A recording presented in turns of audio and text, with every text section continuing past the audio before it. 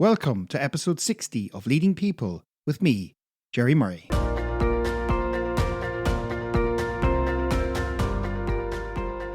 This episode is brought to you by Wide Circle, helping you make better talent decisions.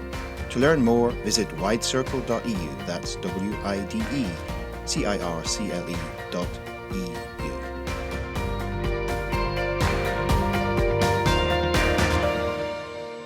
How can we create workplaces that motivate and inspire, not just function? My guest today is Stephan Meier, renowned behavioural economist and Columbia Business School professor. Stephan joins us to share groundbreaking ideas from his new book, The Employee Advantage: How Putting Workers First Helps Businesses Thrive. During our conversation, we discussed topics such as why employees should be treated like customers and how this changes everything, how combining AI and behavioural economics can actually humanize work, and the surprising benefits of personalised employee experiences. So, get ready for a conversation that blends cutting-edge research, actionable insights, and practical strategies to elevate leadership in your organisation. Let's hear what Stephan has to say. Stephan Meier, welcome to Leading People. Hi, Gary. Thank you so much for having me on the show.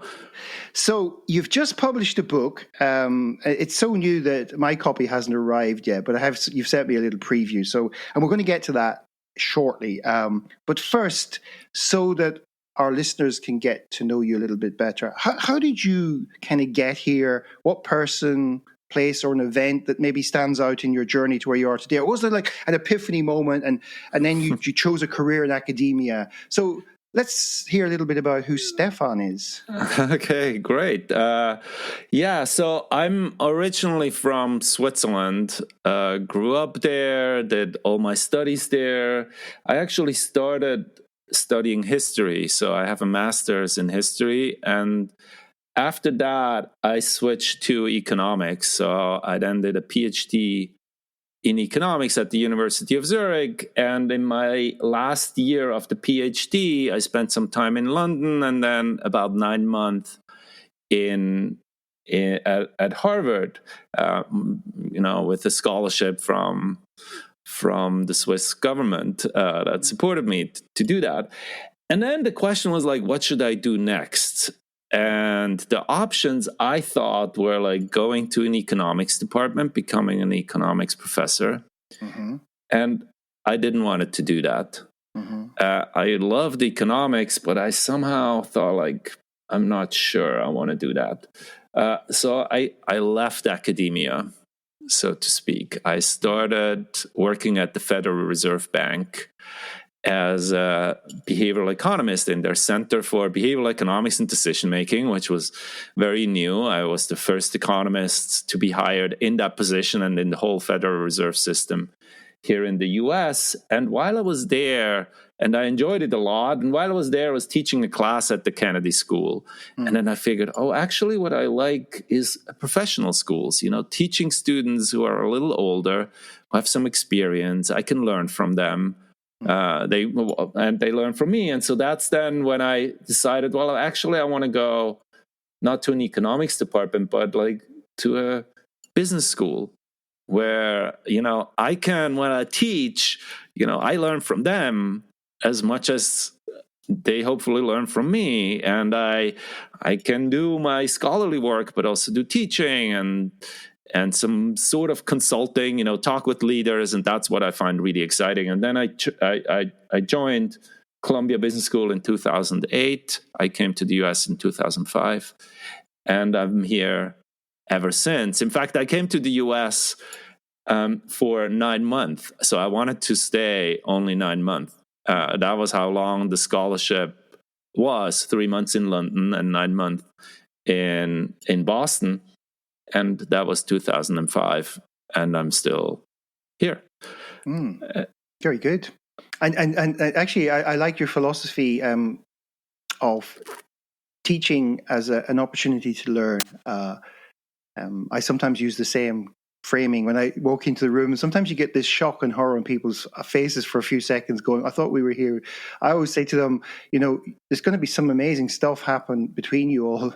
And who knows what's going to come out of that. And I think you're always learning because you put your material out there and people respond to it. And some people respond to it in different ways than you ever thought. And all of a sudden something else emerges from it. So it's absolutely. Okay. I mean, Gary, I think any conversation, the conversation we are having here or the conversation I'm having in a classroom, for me, what is enjoyable there is I learn something, in discussions with other people. And, people are different. Some really want to tell and want to just educate. Yeah. And others like me, and it seems like you're one of them as well, actually wants to learn, in the conversation, in the discourse, you're going to learn something. Yeah. That's one of the reasons why I started this podcast at the end of 2020 was it was an opportunity also to just learn and to get to talk to some of the coolest people on the planet. It's just like, who wouldn't want to do that? In my world, who wouldn't want to do that? That's one of the things. And you mentioned behavioral economics. So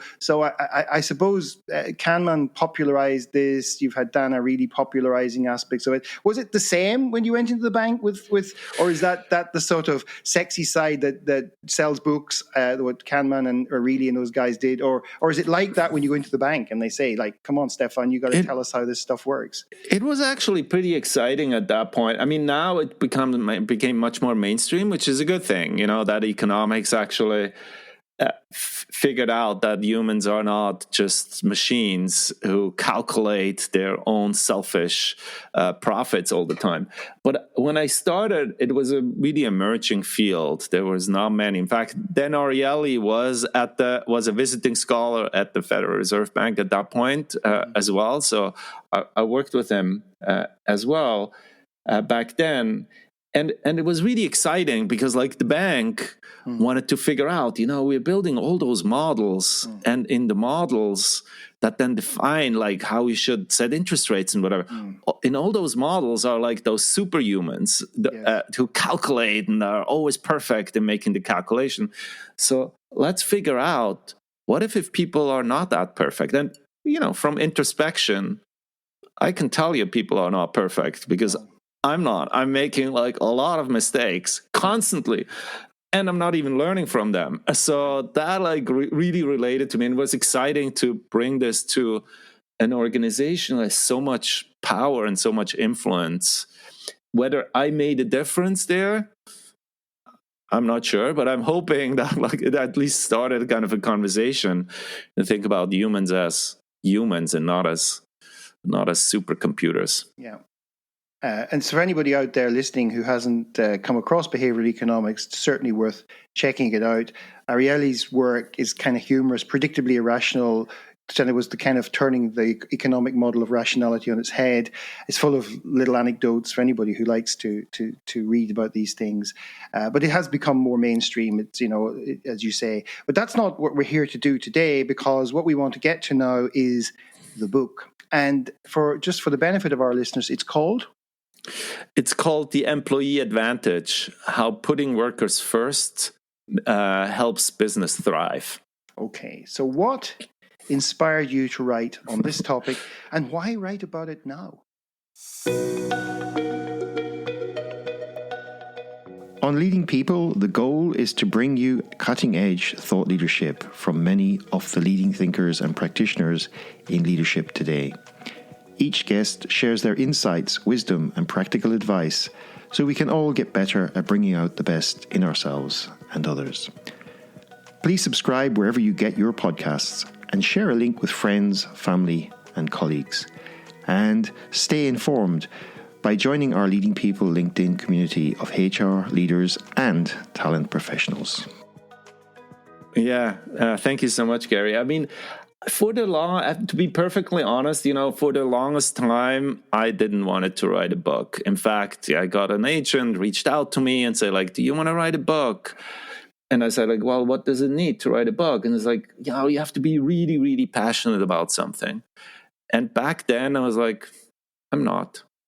And then what happened is the pandemic, where I saw, I do research on behavioral economics, mainly about like what motivates humans at work. And then I teach a lot about business strategy. And for the longest time, I kind of kept them almost separate. We'll go into the classroom and teach like, why is Walmart successful? What do they need to do? Or what's the issue with Disney, and so on and so forth. And in my research, I would like, what motivates people at work, what's meaning at work, and so on. And during the pandemic, I just figured there is so much wrong in the workplace, and there is so much disengagement, and we really get it wrong in how to motivate people. And so that's when I started to being much more really passionate. So I reached out to my agent again. I was like, now I'm passionate. I really want to change how people think about how to treat people in the workforce, and kind of combine. My book is a combination of like business strategy meets behavioral economics meets the future of work. So that's like in this intersection. So there is actually a lot about business strategy. There is a lot about behavioral economics. What motivates people, especially what motivates them beyond money.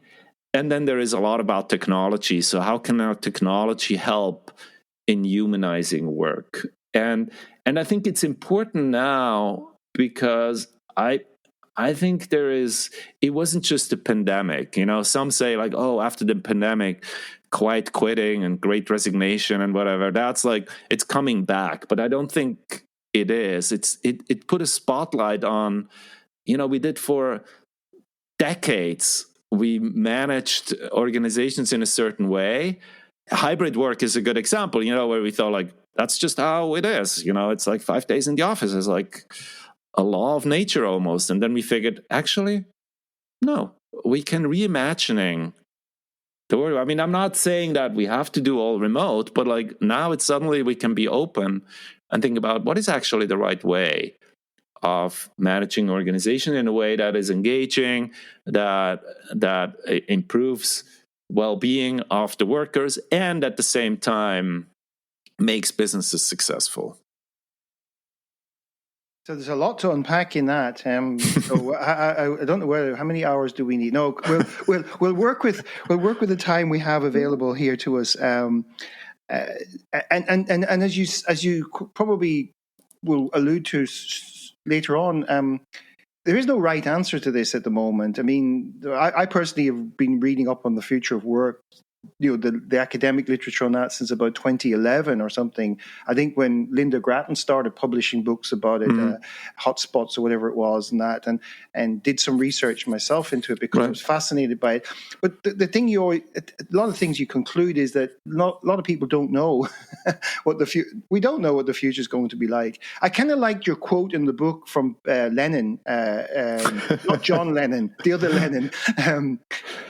What was his name? Vladimir Lenin or whatever, the Russian guy. But what did you say about decades when? Yeah, he said there are decades where nothing happens, and there are weeks where decades happened. Yeah. And he obviously didn't meant it about the pandemic, but the revolution.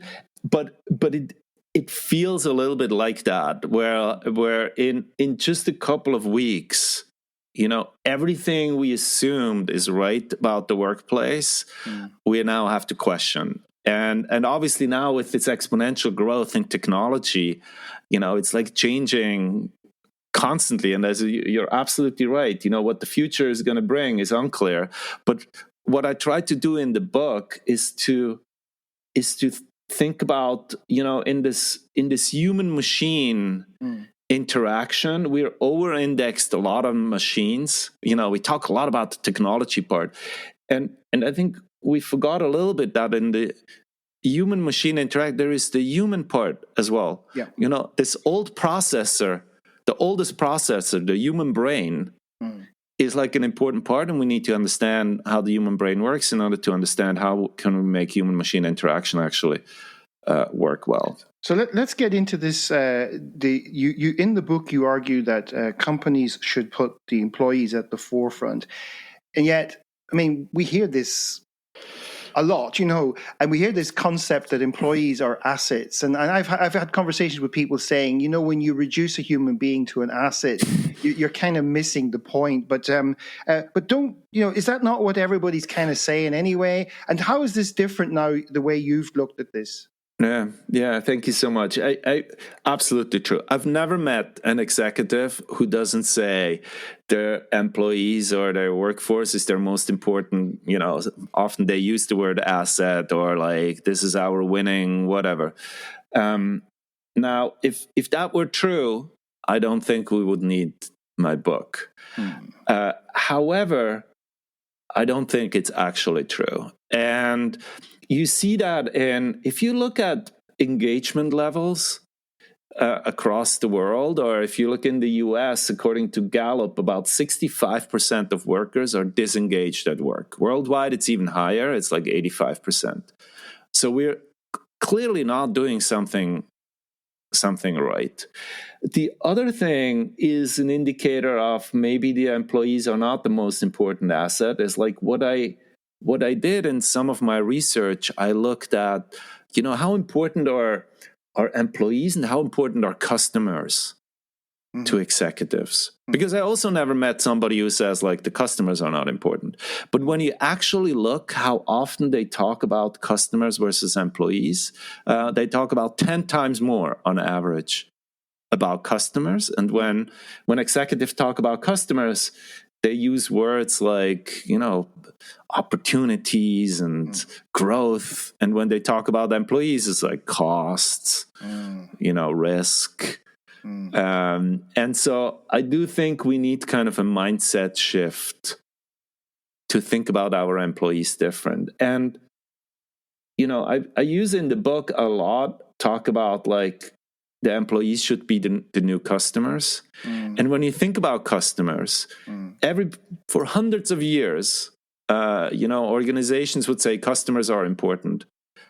But only this customer-centric revolution that happened, maybe a couple of decades ago, that really put customers at the forefront. Amazon is a really good example where like being customer-centric is not that easy.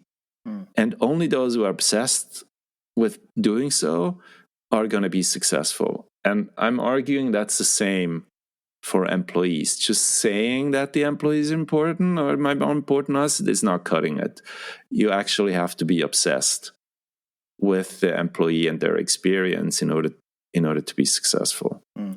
And Amazon's an interesting and useful example maybe here because the unintended consequence of their customer first, maybe you want to expand upon it and how Bezos is trying to change the mindset, and that since the pandemic. So what are your observations on that? Yeah, Amazon is my first example in the introduction where they're so obsessed about the customers and not as much about their employees. There's many articles, many reviews about this and about how they treat their workforce in the fulfillment centers very differently. There's a lot of injuries there, much more than in equivalent organizations. The culture for their engineers is brutal. People are leaving, so they're definitely not putting the same emphasis on the employees. Bezos actually, in his last letter to the shareholders, said that they are very customer centric and they don't want to change that, but they also want to become the best employer.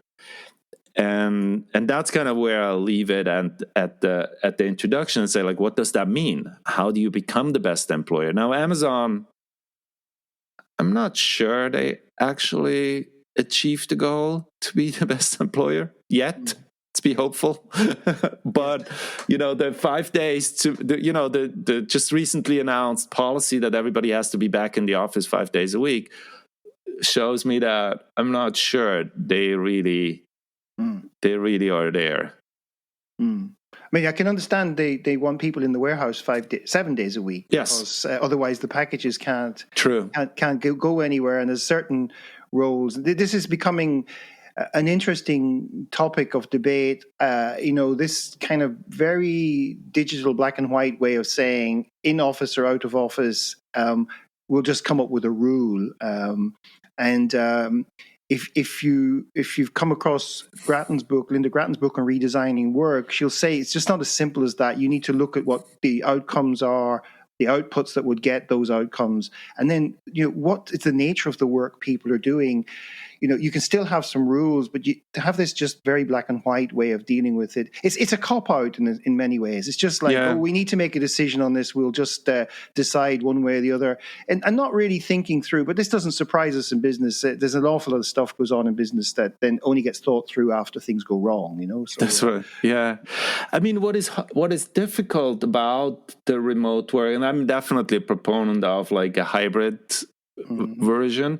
But what is hard about it, if you look at kind of what motivates people at work, and that goes to those 4 motivators that I talk in the book about, like 2 of them affect how we think about remote work tremendously. One is the need for, or the desire to have autonomy and flexibility. I call it a matter of trust, because that's kind of the flip side of autonomy. And if you just want to optimize that, you should give a lot of flexibility to the workers. But there is another motivator that I call working together works. Being together is very powerful as well. And now you kind of have to balance, this flexibility aspect to the being together, having social relationships. Now, what I really like about what you just said before, Gary, is we have to be very intentional about, what tasks need like social interactions, what tasks need flexibility. I often hear when I talk to executives about that, they say like, look, and remote work doesn't work because, the culture, it like affects the culture negatively.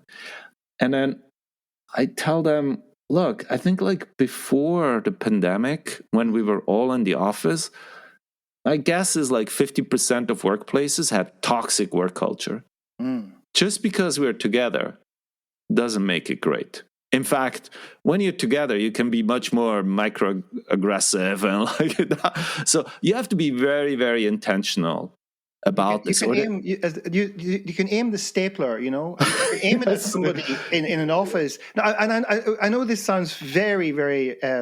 This doesn't sound. This is. I've heard of this happening where people have thrown things at each other. In places. And you. Oh yeah. Really? I mean, the toxic. There is in the book I talk about like a study who looked at why minorities don't want to go back to the office, and there was this one black executive that said there are 100% less microaggressions on Zoom. Right. So if it's terrible in the office, I rather do it on Zoom with all the limitations that Zoom has. So we kind of have to balance. You have to be very intentional about this, or there is people then say, well, but mentoring suffers when we're remote. But that might be true, but we're not doing 40 hours of mentoring during the week. If mentoring is better when we sit together and have a coffee, which is possible, we don't need to do that 40 hours a week. We do that 1 day a week, and so on and so forth. Yeah, I think this is the emerging kind of reality. And look, like your own personal family circumstances can play. I've got my two eldest daughters. They're both working in pretty successful organizations. One of them actually is in San Francisco at the moment when we're recording this, but she works in the Dublin office of a big multinational tech company. She likes going to the office, but when I look at where she lives in this, she's moved now, but they had a studio, herself and her new husband. They lived in a room, so it's natural you'd want to go to the office to get out of the room. And she did her master's during COVID, and back to the office didn't mean anything to her because before that she'd done some work in shops and that as a retail assistant. So a lot of people didn't know what that meant. Like, what do you mean back to the office? So I think it's a question of horses for courses, and organizations are probably better off. And this is probably going to relate directly to how do you value your employees, to actually allow the employees to have some input into this conversation.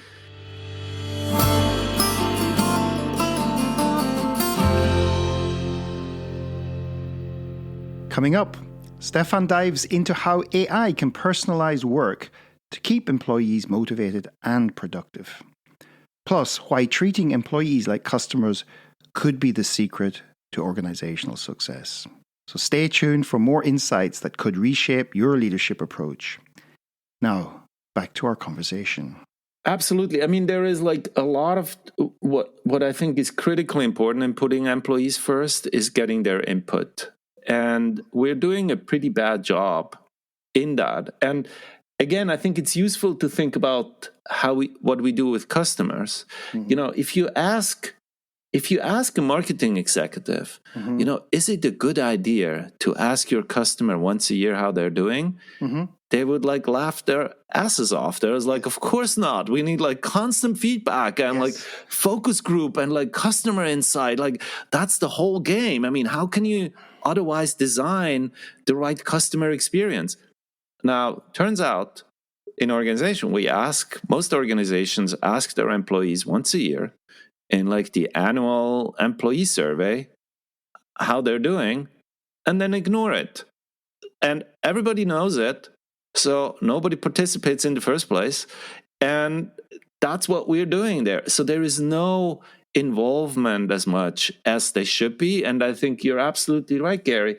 When you think about any policy, flexibility, what perks and so on and so forth, how much we should meet, how often should we meet, and whatever, you need to involve the ones who are actually affected, your team members, and getting input. I mean, that's old school personalization. Figuring out, talking to people and figuring out, what does Gary want? Figuring out he has constraints or he doesn't have constraints and he wants X and Y. And then on the margin, I can actually personalize the experience because I know you. Personalization is an interesting concept because taking your point about the employee survey, which is usually, as you say, in a lot of organizations once a year, anonymous, who'd run their customers, which sales guy would say, well, my customers aren't happy. The first question they'd be asked is which customers? And they'd say, I don't know. I got the average. I got the scores. I'm told I'm below the average. If they're using averages, is a bit kind of strange because always somebody's going to be below the average. But I mean, no sales force could operate with anonymous feedback. They today with granularity we have in the web is we actually can track what our customers do when they come on our websites and that. And yet, I think the reason for the anonymity is, as you said, when you said they issue the survey, I'm going, then they duck for cover to hope that it doesn't come back too badly. But the thing is, if you were having continuous conversations, then you wouldn't be afraid of the survey results. And you'd catch things before they festered into something bigger than they should be, wouldn't you? Absolutely. I mean, I think, when Bezos of Amazon, says about his customers, and I'm paraphrasing it, something like, what is beautiful about the customers? They're always dissatisfied. And so that gives me an opportunity to improve. But as you rightly say, Gary, we're kind of worried about Amazon. Maybe they're unhappy with something and we don't want this. But that's an opportunity to improve, to get that constant feedback and to do better.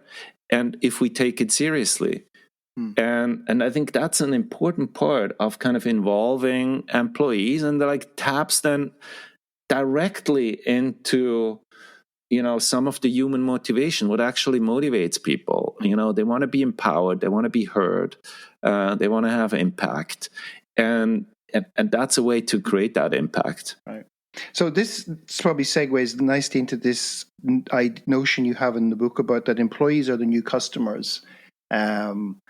So just unpack that now and give some examples of how that actually manifests itself. If you've got examples of organizations that have worked this out, like I think our listeners might be really keen to hear who's kind of worked this out already. Yeah, so there is. I have a lot of examples about this, but maybe let me pick one. So where this is Eli Lilly, and it's related to what we were just talking about, like feedback and input. The pharmaceutical company. The pharmaceutical company. So they were struggling with their DEI efforts. They just saw that like there's in their executive suite, there were just not that many underrepresented minorities. They started with, especially, there were not enough women. And they thought, like, none of our policies are discriminatory. I mean, what's going on here? And so then one executive thought, like, what do we normally do with our customers? What do we do with the patients if we don't know why it doesn't move the needle? And then they were like, well, what we do is like customer journeys. We get a team and figure out, like, what's the customer journeys? What are moments that matter for the customer that we can actually make a difference? And they decided, what we should do? Employee journeys. Mm-hmm. So they literally took the marketing team who does customer journeys and put them in charge of doing employee journeys, meaning, with data, with interview, figuring out what's actually the experience that a female executive or like on the career path has, and what are like bottlenecks or what are like those moments that matter that we need to change. And based on those insights, they then figured out, there are certain things we actually have to change, how we communicate them, how we allow them mentoring, because it's very different from what they thought it's happening. And as a result, in just a couple of years, they were able to increase the share of female executive by like 6 percentage points. Right. It was so successful that they're now on their 6th employee journey. They then went from, then like people of color journeys, and so on and so forth, all Hispanic. And so trying to figure out what's the experience that those have. And that's like, it's literally a tool that they had from their customer centricity or their customer practices and applied it to their to what happened. This sounds like something, not looking outside for the magic bullet. The magic bullet might be within, well, a bullet's not a great analogy these days, but that magic formula might actually exist within your organization by just asking, what do we do for customers? All of those tools are kind of already there, or at least some of them. Personalization is another one, where like when we think about customers, personalization, and especially customer-centric, using the data, as we talked before, and personalize the experience is a very, very important aspect. While when we manage people, we're always like one size fits all. And now let me give you an example on that. So one of the motivators I talk about is, I call it just right tasks. It's called Just Right Task. It's based on a story with my son, who, he had to, he's now 14, but when he was smaller, he had in school, they needed to read, the requirement was to read 30 minutes a day. I mean, I cannot tell you how hard that was. I mean, the fights I had with him over those 30 minutes were like unreal. And, I was like, dude, just read 30, come home, read 30 minutes, and then you can do whatever I don't care. You can play FIFA the rest of the day. Just do 30 minutes. He would not get, we were fighting and fighting. And until one day, he like dragged me into a bookstore. He said like, Dad, can we go into the bookstore? I want to buy a series of books. And I was like, of course, but yes, like, of course, like, yes. What do you like? It was like, I have pictures of it, like, it was like this moment where like, oh my God. So, and he found a book series, real books, not about football or picture books, like real books. It was the book series was called The Weird School series by Dan Goodman. And what it was is he found the just right book. Yes. It was just right for his level. It was not a baby book, as he would say, when it's too easy. And it was not, when he was 6, he wanted to read Harry Potter. But I mean, there was no way he could understand it. And then he read a lot of those Weird School. And then eventually that became a baby book. And then he moved on to the next series, Spy School series. Then he read all those books. Eventually, he doesn't read that many books anymore. But for a while, we had a good run. Right. But what is very, very, I mean, that's how kids learn, but it's a very, very universal trait. People are very motivated when they have those just right tasks, when they're not bored and when they're not overwhelmed. But the problem is, once you mastered something, you get bored. And that's why most people actually leave organizations. They're stuck. They don't learn something new, and then they leave. And then I sometimes joke to executives and say, like, oh, now your job is easy. The only thing you have to do is to figure out for all your team members, what's their just right task, match it with opportunities, and constantly update. Because once they master it, and they all laugh, like, well, you say it's really hard and whatever. And I say, yeah, you're right, it's hard. But that sounds like a task AI can do. Because when you think about what we do with customers, think about Netflix.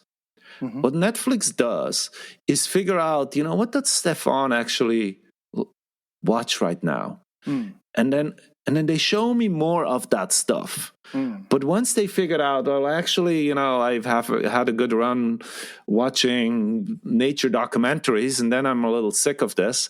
Then I move on to drama series, and then they know, oh, now actually we need to show him like drama series. And if you take that concept of personalization to the workplace, you can do the same thing. So MasterCard, the payments organization, uses, and they're only one of a growing number of organizations who use what they call like internal marketplaces, where employees go onto the platform and say, like, look, I want to learn something new. I want to be involved maybe on a project that might not be in my division or in my group. And then the AI-powered tool then matches them to projects somewhere else.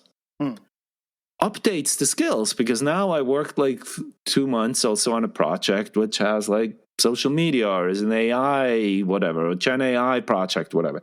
I worked on that. Now the tool knows, Stephan now actually knows a little bit more about that and constantly learns and shows me now other opportunities.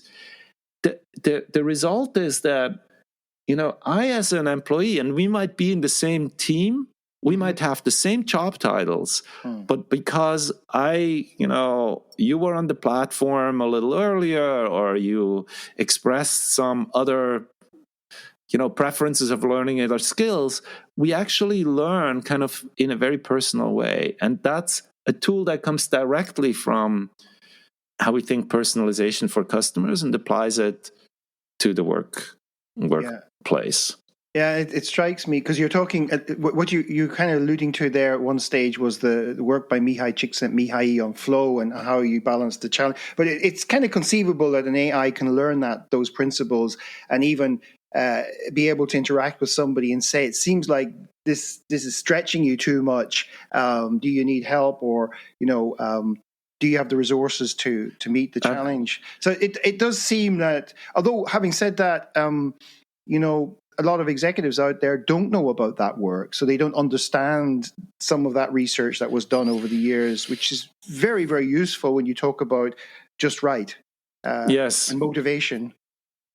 Absolutely. I mean, I think I talk about like 2 mindset shifts are important for executives. And the first one is like to figure out that it's not either or, we don't need to put the employees first, but that comes out of our bottom line. No, you can actually create win-win. And the second mindset shift is what you're talking about, is like that we move away from just thinking people are just motivated by money or they don't really want to work.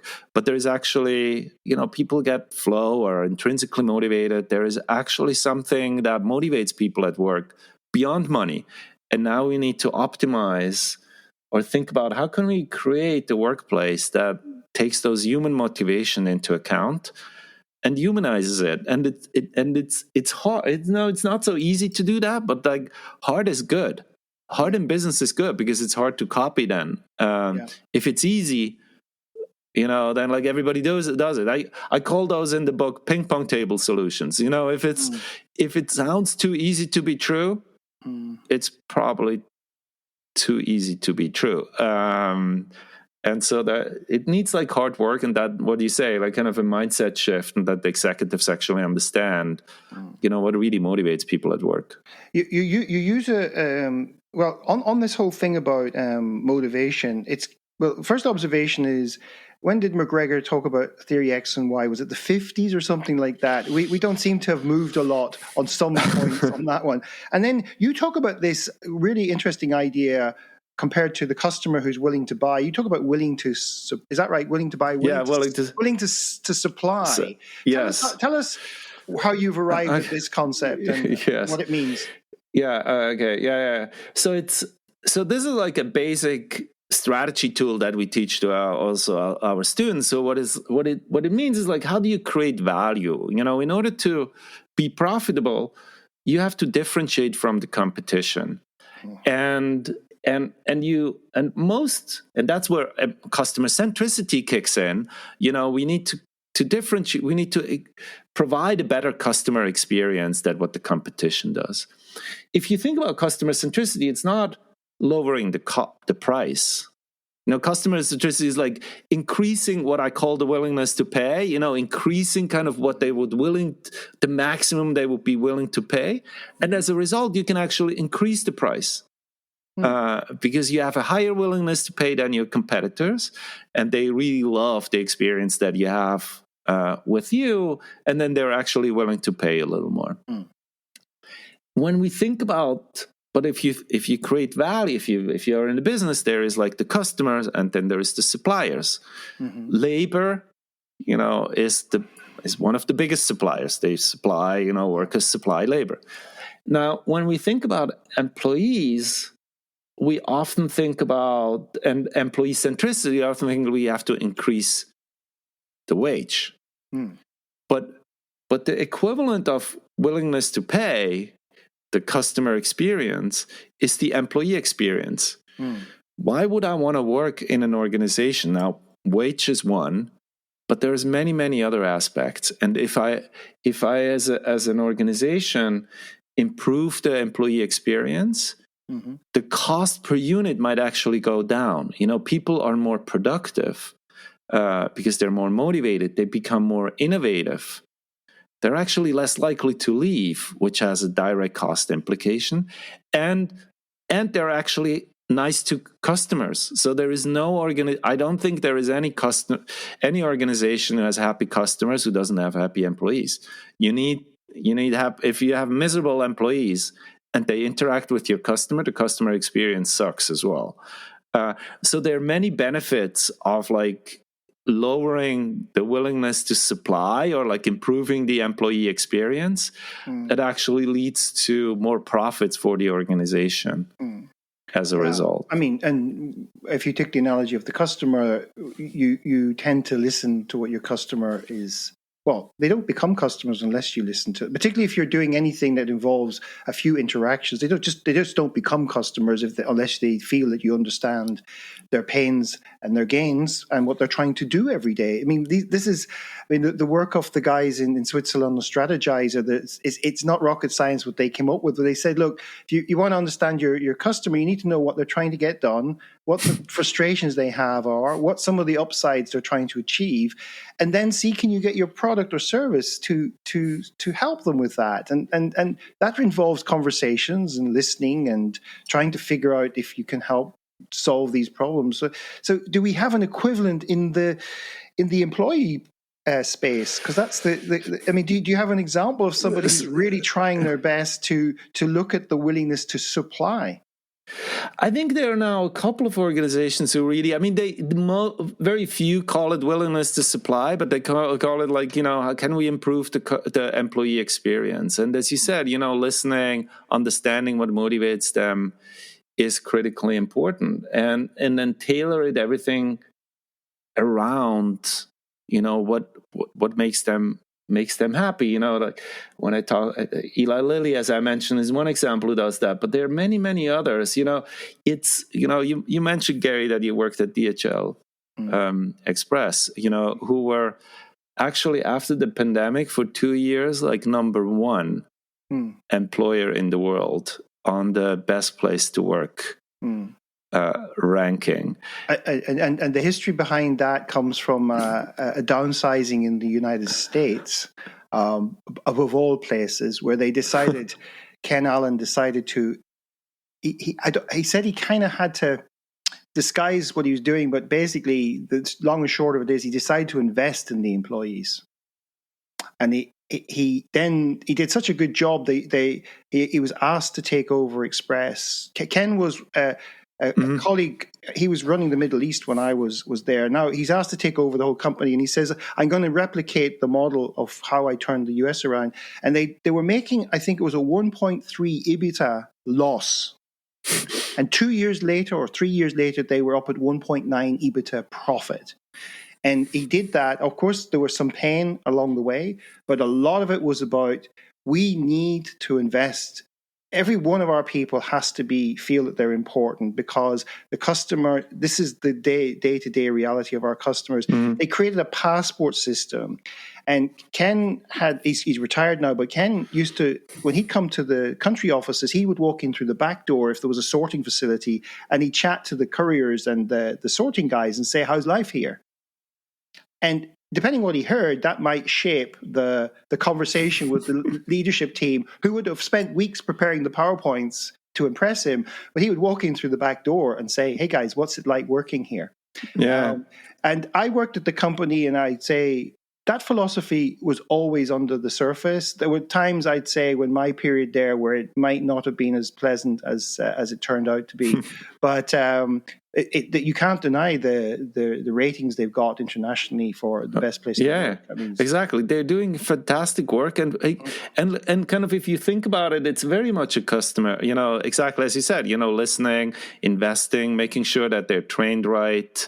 That they feel involved. In an industry which is we're not talking about tech jobs. They're like frontline workers, and during the pandemic, we saw that the most extreme, that they putting their life at risk for like delivering those packages, and they, I think they did a fantastic job in taking kind of the principles. I mean, I don't know whether they thought about this in this way, but it definitely looks like what you would do with customers. And then, I'm pretty sure. The philosophy was always, he started with he needed to downsize some of the employee numbers, and it's one of the questions he asked a lot of people was, how does what you do create value for the customer? So they did start very much with, if you're not helping us keep our customers happy, then we would, we have to establish the link to the customer. But I think the genius of it was, maybe Jeff Bezos should be sitting down with the likes of Ken Allen and others and saying, so how did you manage to get the other side of the equation to work in your favor? Because, I must say, this is what attracted me to the company. I think I mentioned you before we came on. I'd written a thesis on this idea when I was finishing my MBA, and then I went to work for DHL. But this is one of the things that attracted me, was this sense that we were doing good for the customer. I used to go out with the couriers, even though I had a job in the office, and I had a job once. We did all the photography, corporate photography, and so you had to go out and look at moments of truth, and how these receptionists in organizations, they saw the courier coming in, they knew them by name, the guy smiled, there was always a little bit of an exchange of how's life and how's it going, and we just saw it live. It lived in the organization. It's a fantastic brand. It's a on many levels, it's a fantastic company, particularly the express business, I have to say, over the years. But I wanted to get to one or two more things because we could go down the DHL road for a long time. We both get delivered somewhere in the world in the middle of it. So this idea that let's just get back a little bit to this idea that AI and other technology can possibly help improve motivation in the workplace. You spoke a bit about it earlier. Are there some other points you want to make about that? Apart from this idea of the just right tasks, is there something else that you've seen that you think has potential there? Yeah. Thank you. Yeah, I think so throughout the book, I talk about those 4 motivators. So one is, I call it shoot for the moon. It's like purpose, meaning.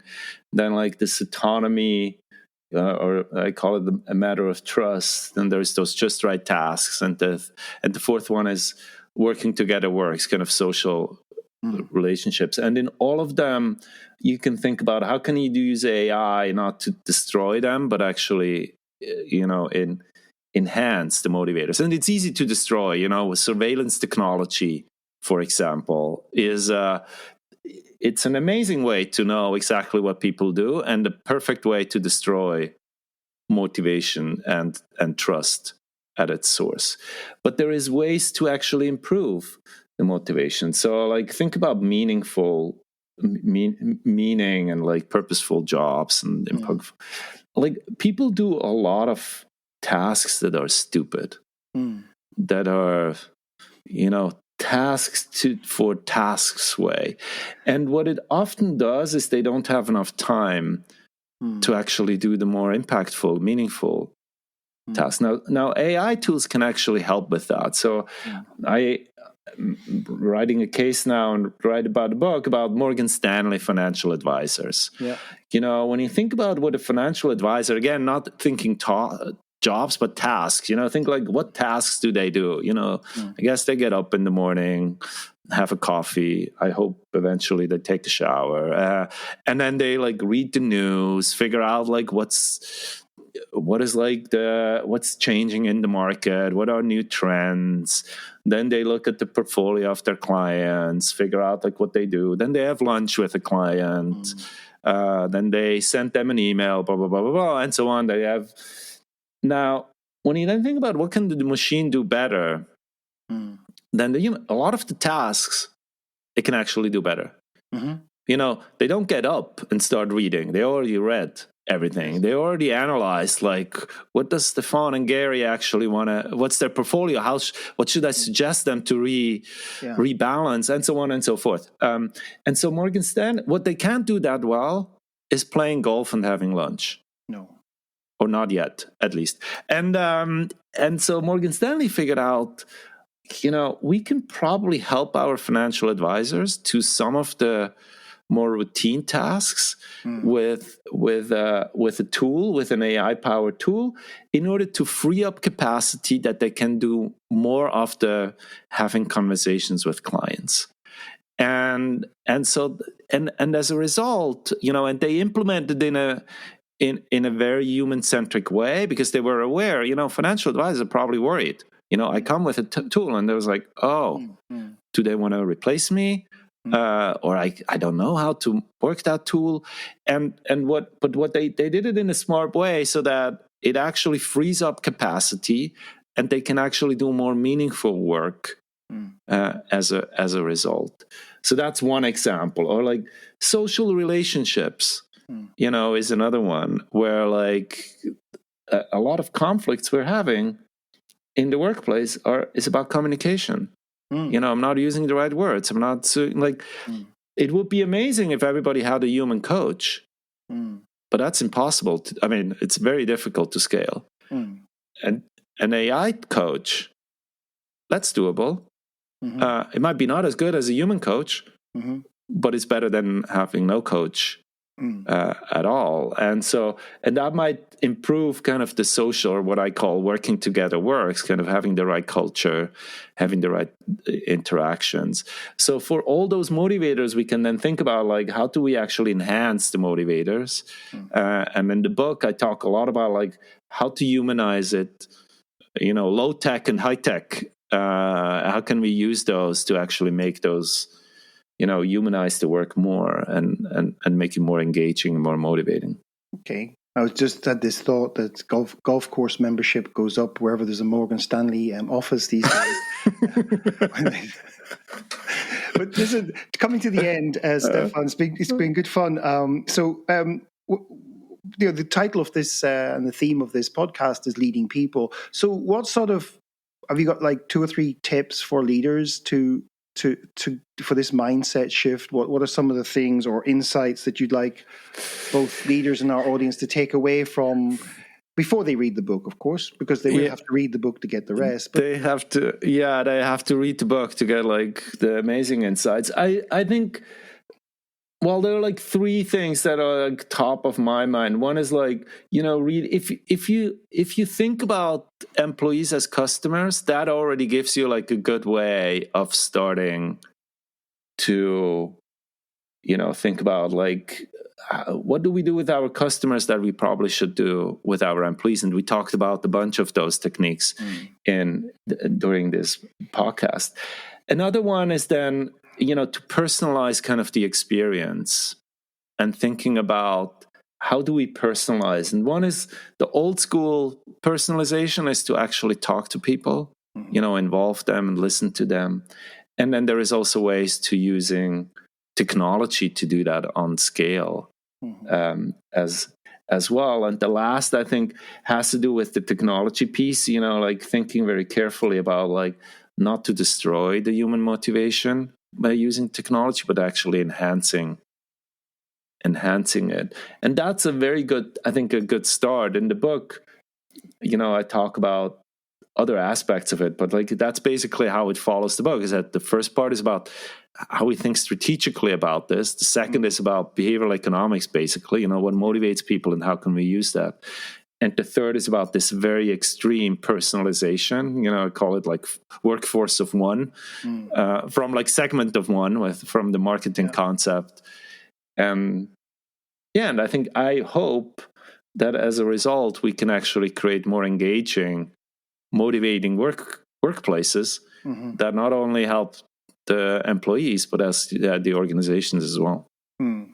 And as a European, you're probably, we won't go there now, but the whole data aspect of the technology is probably also on your mind, because, as you say, a lot of companies using these technologies to monitor people. I mean, I've spoken to people who've gone through this, and I won't name some of the companies, but they're very well known, and it's hell working there. They can't even go to the toilet, but if they take more than 5 minutes to go, they put in toilet break, and they take longer, they're penalized, and all sorts of crazy stuff. And that's not motivating. And I think it's an important message. That is not how you motivate. Yeah, that's like the best way of really destroying motivation very, very quickly. So how do people get in touch with you? And I believe we had a little chat before we started, and you got this really cool, I think it's a sort of hobby of yours, isn't it? And with Lego, the Lego bricks. Yes. So how do they get in contact with you? And then if a few people get in contact, I think you're going to offer them something. So let me quickly, if we have 3 minutes more, so I can tell you about the Lego movie. So like when I started to write the book, that was in the fall of 2022. I was writing the book. I'm the chair of the management division at Columbia. I'm teaching. I'm researching.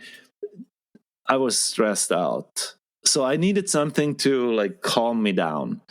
I didn't know what that was. So in a bookstore in the airport, I found that book, How to Make Lego Stop Motion Movies, and I thought, like, okay, never done that, but I have a lot of Legos. We have 3 kids. There's a shitload of Legos at home.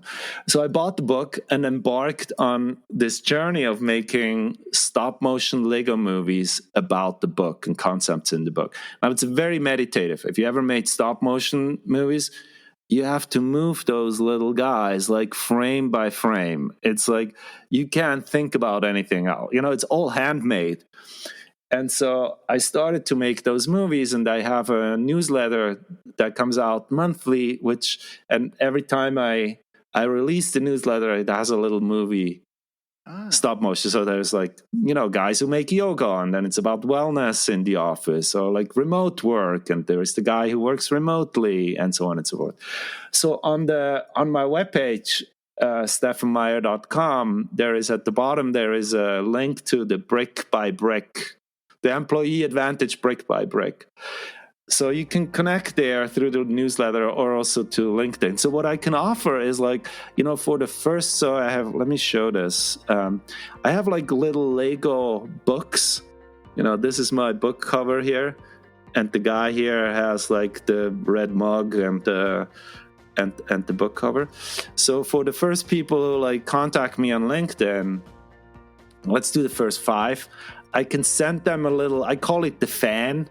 It is a little package with like a Lego guy and the book. And if they contact me and obviously send me their physical mail address, I can send them one of those guys. Because they can only be sent out physically. You've just shown it to me, and we might even take a little clip of this and put it somewhere to promote this podcast so that people can appreciate the humor and the fun we have doing these things. Anyway, listen, Stephan, it's as ever, thanks for sharing your insights, tips, and wisdom with our listeners today. Thank you so much for having me on this amazing podcast, Gary.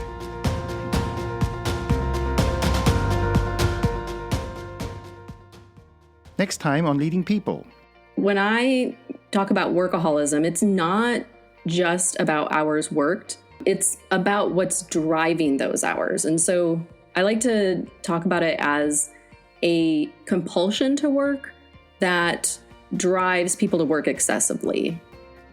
In the next episode, we're joined by Dr. Melissa Clark, author of Never Not Working, Why the Always On Culture is Bad for Business and How to Fix It. Melissa shares surprising insights on how workaholism isn't the same as overwork, how leaders unintentionally enable toxic work patterns, and why busyness, or being always busy, might actually be harming your business. Join Melissa to discover actionable strategies for creating healthier, more productive workplaces. And remember to subscribe to Leading People wherever you get your podcasts so you don't miss out. Until then.